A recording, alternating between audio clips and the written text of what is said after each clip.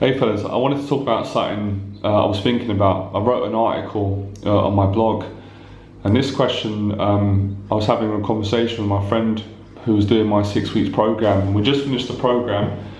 We've got a really good relationship, we're good friends, and it reminded me of the main sticking point that everyone has and why people come to me and what really my whole teaching is about. And the thing I wanted to talk to you guys and girls today about is negative thoughts, divided thoughts. It's interesting, I read a really good article, it was quite a spiritual one.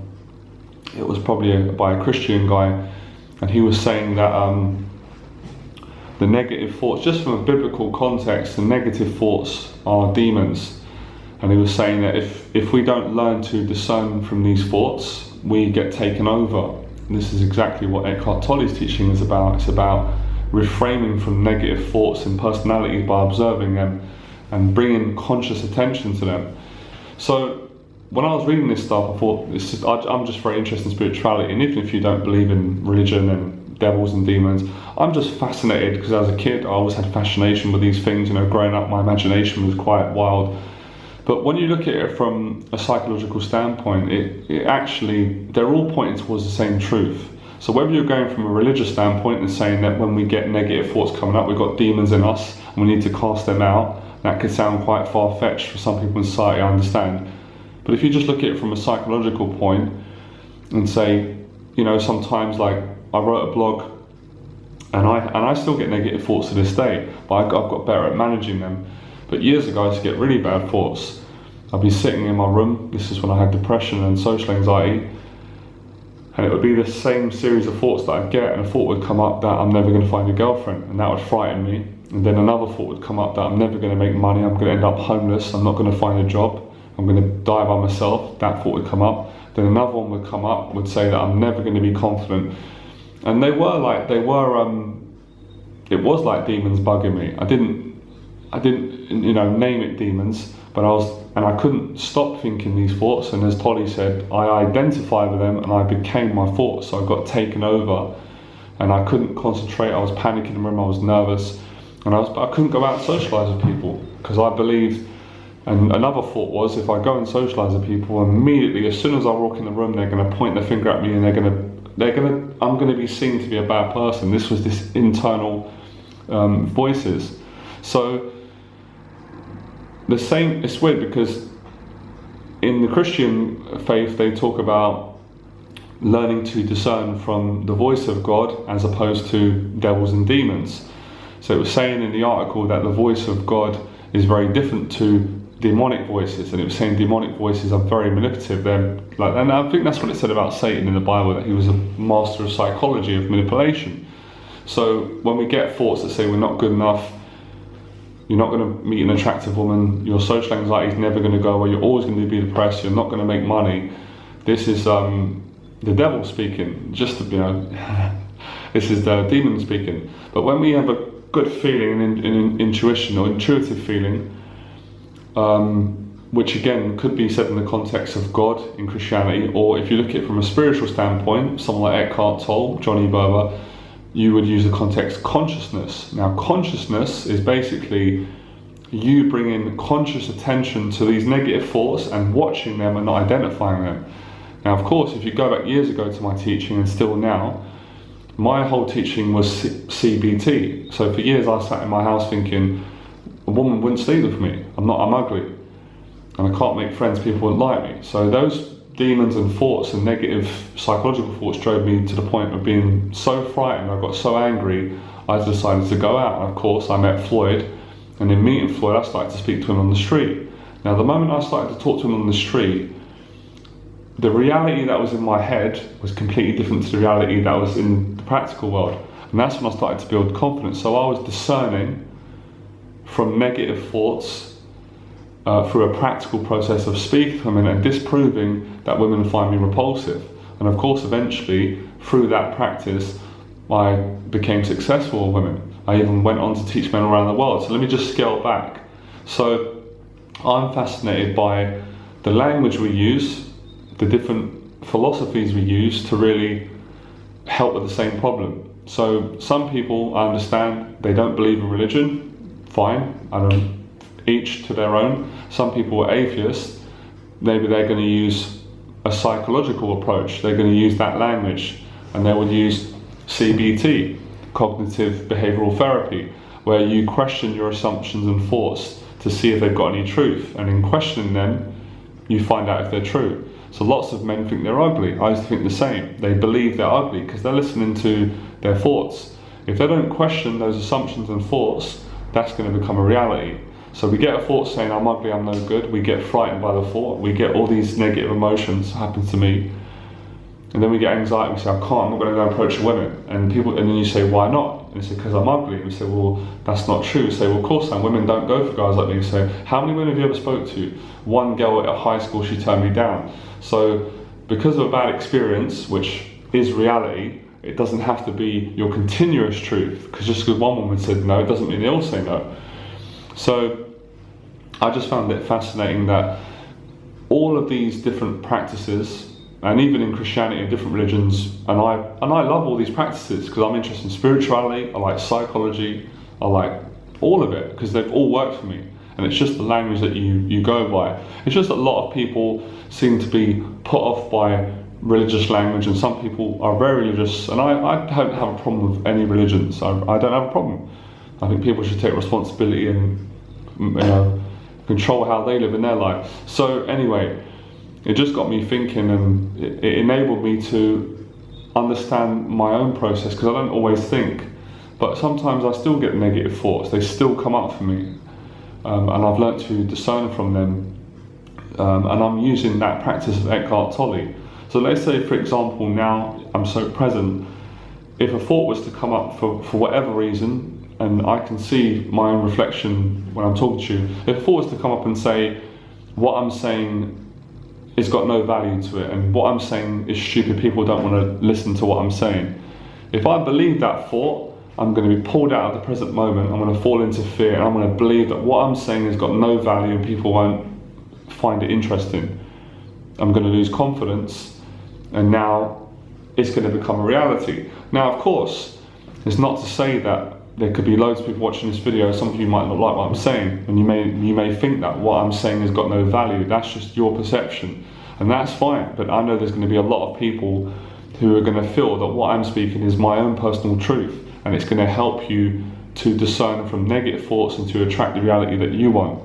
So in the midst of negative thoughts, I feel we have to go through a process of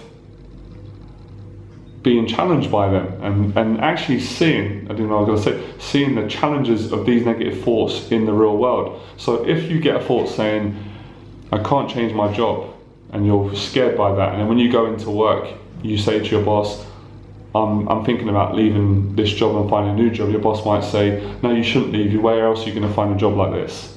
You're hearing through your boss in the external world your own internal insecurities and negative beliefs.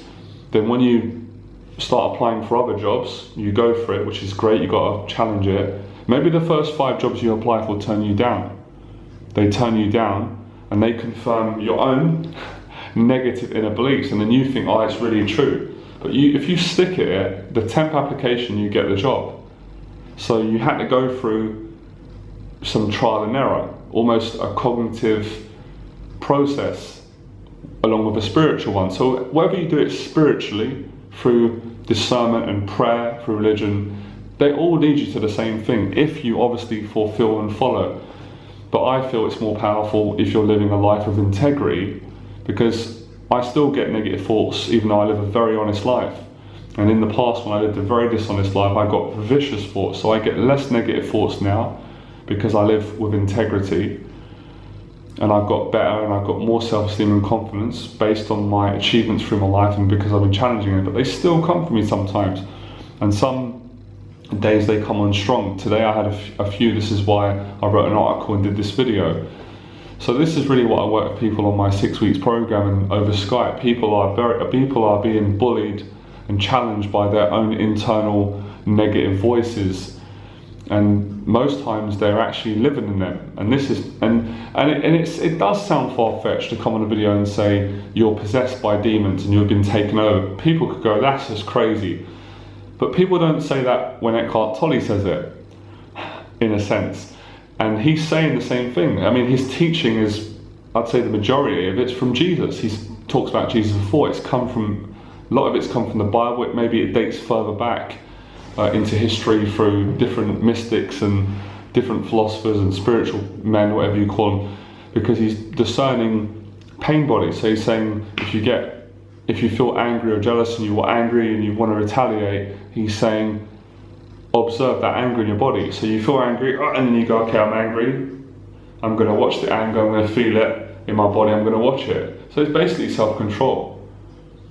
And that's what he says, if you don't identify with these negative thought forms, they've got no life over you. But if you identify them and you panic and you believe it, he says that the thought becomes a form. The form is you. So you take the form of a jealous person. It makes sense, doesn't it? You are possessed by your own negative thoughts. If you don't identify negative thoughts, you're in alignment. And that is consciousness.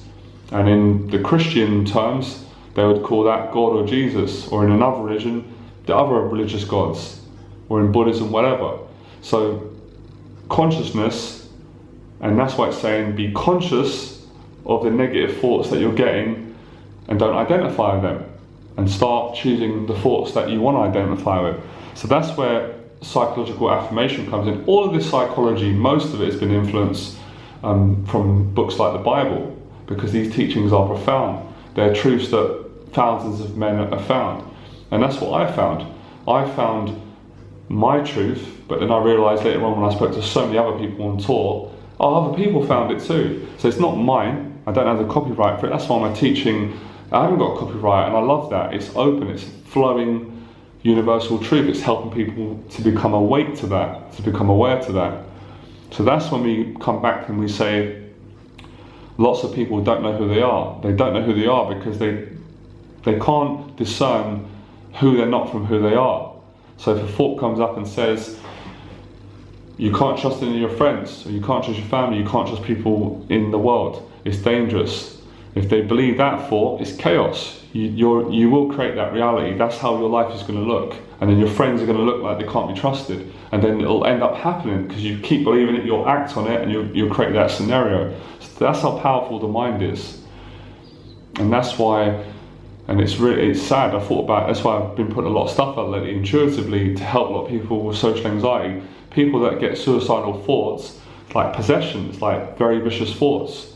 And then they go and identify with it, and then, God forbid, they jump off on the train tracks or kill themselves or overdose because they've been taken over. They've been possessed by a negative demonic thought, or just a negative psychological thought, which becomes a thought form. They take the form of a person who wants to commit suicide. So we need to take the form of love. And I know it's quite difficult sometimes because with the human condition, and Les Brown said it, human beings are born negative. Most of our conditioning is negative. So that's why this is a continuous process. To the day we pass away, we're going to experience negative thoughts. But we have to train ourselves to discern from them. And that's what most of the successful people do in the world, including myself. We've learned to bypass the mind. We still get troubled by the mind. We still get anxieties and fears. But you learn to bypass it. And that is social anxiety in a nutshell. So years ago, I could have been this person right now. When I was 22, 23, I definitely could have been this person. Maybe not as intelligent, but I didn't understand who I was because I thought I was the thoughts. You're not good enough. People are not going to like you. You're going to go into social situations, you're going to mess up, and it's going to be so shameful. You're going to lose all your confidence, and you'll never meet people. That's the type of internal monologue I had to deal with, and I had to work through that. And I also had all the other voices the voices that say you'll never ... get this, you'll never make money, you'll never get a girlfriend. I had to challenge them and say, that's not true, let's find out. And then as you challenge these voices more, of course they lose their power, they lose their weight, and your consciousness grows. Which, when I read this article, your relationship with God gets deeper. God could be a metaphor with yourself. However you see the world. Some people believe in external God. I don't have a problem with any belief. I like all religion. I think people have problems with it in terms of the dogmatic parts of religion. But it doesn't bother me. So it's all about deepening the relationship with yourself. And if you have a relationship with God, you've got a relationship with yourself. So I like to deepen my relationship of honesty and integrity. And I get inspired by different faiths. But I do love the teachings from the Bible, because all of them, I can actually apply them practically. And I remember years ago I used to think, what's the point of reading the Bible, because it just sounds like philosophy. I can't apply this in my life. How's this going to make me money? How am I going to get a job? How am I going to get a relationship with my family? How am I going to become a nicer person? How am I going to trust people? But all the answers are in it. They all help me in the end. It's just how you interpret it and what language suits you. I speak to lots of people I work with and friends. They're not religious. They don't believe in God in the way I do, but they believe in science. And I always find a medium to the same truth. So they'll say, I believe in the law of attraction. What your thoughts, your feelings, what you put out, you attract. Of course you do. It makes sense. And it talks about that in the Bible. It's just a different paradigm leading to the same truth. Obviously, in society, people are always going to make complexity over the truth. So I thought this was just fascinating. And I suppose the reason why I'm so excited to talk about negative thoughts, to put a positive spin on it. Because otherwise life becomes doom and gloom, and we get so frightened by our internal thoughts, we don't enjoy our life because we spend time listening. So by doing this video now, this is how I connect to consciousness. This is how I connect to God. This is how I connect to my higher self, by going on the video and not listening to negative thoughts and bringing them out into the whole world and inspiring other people. So in the same way, when I teach men, they say, I just got this social anxiety. How did you overcome it, Johnny? I can't imagine that you ever used to have it. You don't seem those. I had it terrible. Then a few sessions later, their conversation's different. They're going to different events. Many of my students, there's two I've got in mind, said, I could never do public speaking like you could, Johnny. And I said, that's just a limiting belief. I guarantee you, and I didn't mean this in an arrogant way, by the time the 6 weeks program's over, you're going to give a public talk at my event. And they both did it. And my friend said, I'm not sure. And I said, I'm definitely sure. Because I know the process. I've gone through it. I've taught it so many times. And they both gave public talks, did it really well. And couldn't believe they did it. And I thought it was amazing. But I don't mean it in an arrogant way. I'm not shocked anymore, because I've been teaching for almost 5 years. Once you commit to one area of overcoming your negative beliefs and you see that it works, you get further and further. So of course everything's gradual, and that's why my teaching is gradual in the 6 weeks program, because you can't face every fear in one day. Human beings are not built that way. Maybe there's an exception to the rule, but you don't just do public speaking in one day, get a girlfriend, make money, run a business, face all your fear. You need a bit more time, but you start off with one. And the first one is observation, observing these negative thoughts and disassociating with them. But I know it's hard sometimes when they keep playing, but if you don't challenge them, what I find is the thoughts get stronger, demonic thoughts get stronger, the story around the thoughts gets stronger, your pain body gets stronger. So you might be a jealous person all the time, you might be angry all the time, you might be angry towards people because you can't socialize, because you're not taking practical psychological action to come away and align to the truth. What is the truth for you? So your truth could be that you want to get in a relationship with a girlfriend, you want that relationship with a certain type of woman. But what is in front of the truth is the negative thoughts that you keep buying into. You have to challenge your thoughts. And in challenging your thoughts, eventually you come to the truth.